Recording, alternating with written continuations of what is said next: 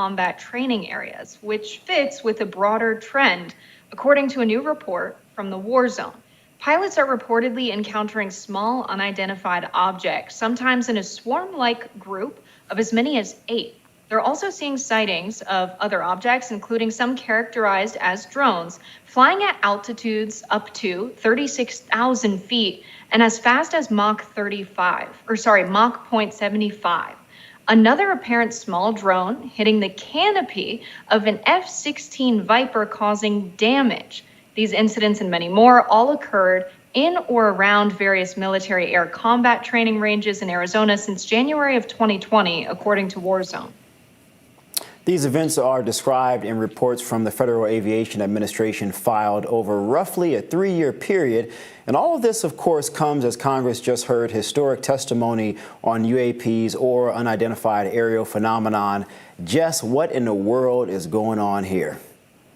Aliens. It's aliens. Either that or they've recreated alien technology based on the spacecraft that they have. And I really think that when we get to the point of all of the whistleblowers we've had from the military and intelligence community over the past, half of a century, to now the point where we have over 40 people in the military intelligence community that are active corroborating this story, that we have over a dozen crashed craft and some with non-human biologics. Now, some people have called into question non-human biologics. That could mean a squirrel. Was a squirrel piloting a UAP traveling at 36,000 feet at Mach 75 when the average fighter jet is at about 0.8 to 1.2? I don't think so. I think when they say non-human biologics, they don't mean that it was a chimpanzee. I think they very well mean that this was something extraterrestrial. And I believe that they would consult with biologists before having that kind of a statement made, right? I understand David Grush's testimony he was being a whistleblower. He was talking about things that he's witnessed, things that he's heard from other people through a series of interviews that have been corroborated by Michael Schellenberger, who we interviewed on the program. And so I don't think it's a reach to say that it's very likely they're either replicating the alien craft technology or we are seeing some interactions with alien craft. No, I don't think there's any doubt whatsoever that we actually not only have the aircraft, but we probably absolutely have these non-human we have these non-human biologics. God, I'm getting the word so messed up, Jess, but you get my point here, biologics.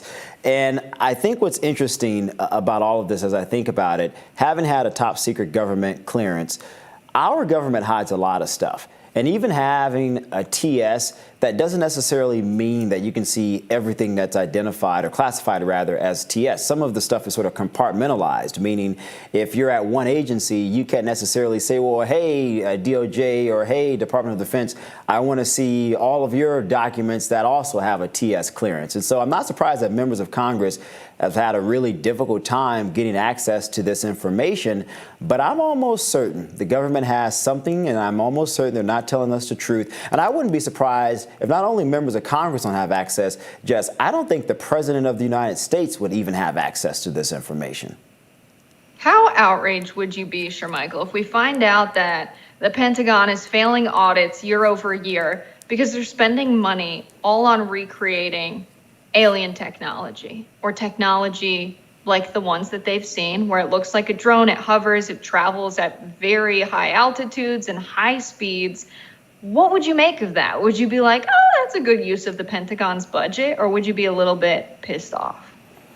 I mean, I would be curious. I would be pissed that they're lying and not telling us the truth.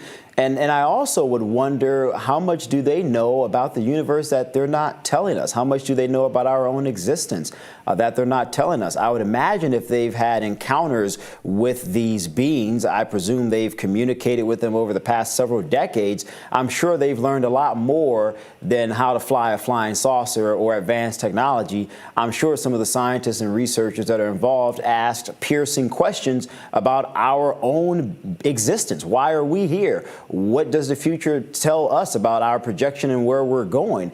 I want to know those questions, Jess, or the answers to those questions, I should say. Yeah, we have the questions. We need the answers.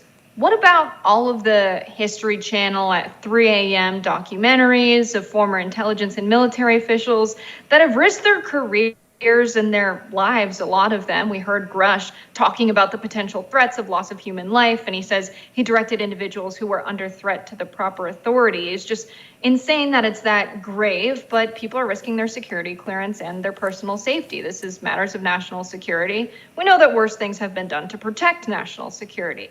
Now, what do we make of this being the moment where suddenly we're taking very seriously all of these pilots' accounts of seeing things in these air bases, hearing and listening to on the floor of Congress, folks that are former Navy officials testifying to what they've heard from other members of the military and intelligence community and what they know. Why is now the moment? That's something that I think about a lot. What makes us ready?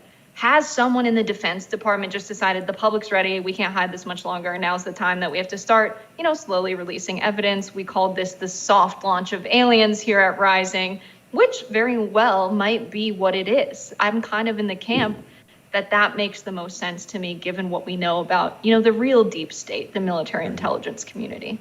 I mean, think about this. We're still keeping things a secret pertaining to some Watergate information. We think about John F. Kennedy's assassination. Some of that information is still being kept a secret for reasons we don't even know, as most of those individuals, if not all of them, are no longer alive.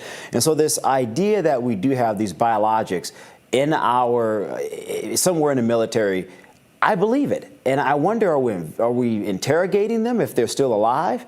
Are we doing research on them for the advancements of medicine and science? I mean, all of these questions are really, really crucial. And I just wonder who at the military determined that the American people just aren't ready for this information? Who's to determine that we're not ready to see these biologics? Are they hiding them? I'm sure they have video footage of them, Jess. I'm sure they have photos of them. Why not at least say, hey, we do have them. This is what they look like. More information to come soon. Why does the government, particularly unelected bureaucrats, get to decide what the American people are or are not ready to consume? I think most people are ready. I think a lot of people would have some very piercing questions about how long have they been here and what do we know. But I think generally speaking, most of the public, if not the international community, will probably welcome this information with open arms. Yeah, I think it's a paternalistic policy to assume the general public isn't prepared to know that there's aliens, if there are aliens, or there's craft crash that we can't confirm is from another nation here on Earth and likely came from another planet, another galaxy, somewhere in outer space, not from Earth. I think people would be fine with knowing that. People are capable of taking in that information. It might be jarring at first, but no more jarring for the average citizen than someone in the military and intelligence community. Why do they believe, and I really think this is what it is, that they are somehow above us? That's where it comes from. To believe that government doesn't come from the consent of the governed, and in fact, there are people who know better than the general public. They're more intelligent, they're more emotionally stable, and therefore they should have access to this information in a way the rest of us can't. I don't think that makes sense. I'm also not sold on the argument that this is a matter of national security. That if we told the general public that somehow our country would be in crisis, we'd face new security threats from other countries, I'm not buying that either. I just don't believe it. I think it's a matter of human interest. And it's something that, regardless of borders, people should know about. To have aliens or crashed craft in the country. I think they should just make the information public, because I think they're losing trust of the general public by not doing so. I mean, maybe they just think some serendipitous moment will happen, and then maybe they'll just say, hey, aha, they're here, they just arrived.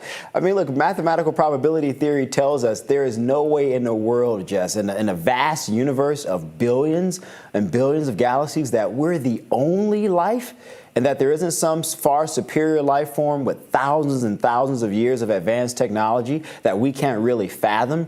I think that's very unlikely. And I think, to your point, most people expect that. Most people believe that. We just want to know.